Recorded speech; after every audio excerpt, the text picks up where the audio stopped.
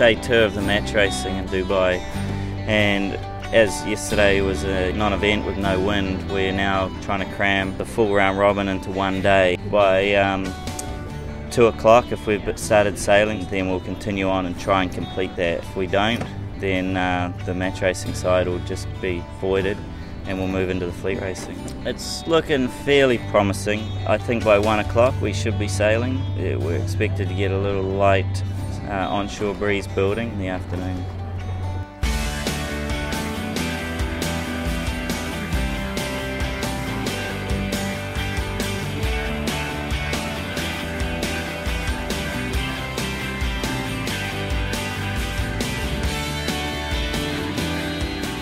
One of the steering cables jumped off the cog, and so we had no steering using the wheels, so he had to steer the whole race with the emergency tiller, and it's pretty challenging. It's a hunk of aluminium. It's about 1 metre long, so yeah, it's pretty sort of pretty compromised at that point.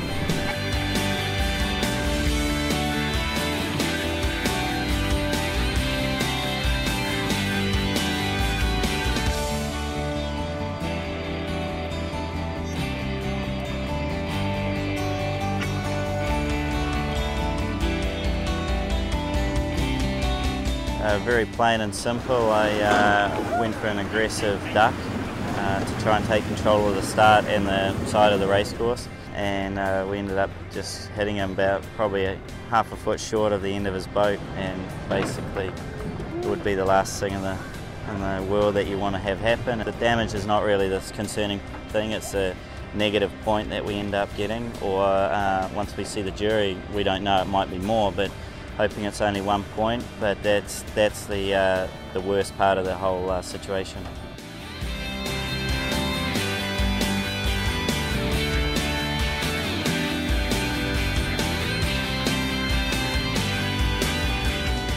You just take it one race at a time, and you always dream of a clean sweep, but you don't actually think it's going to happen. And into that last race, we knew it was pretty much a do-or-die race with BMW Oracle.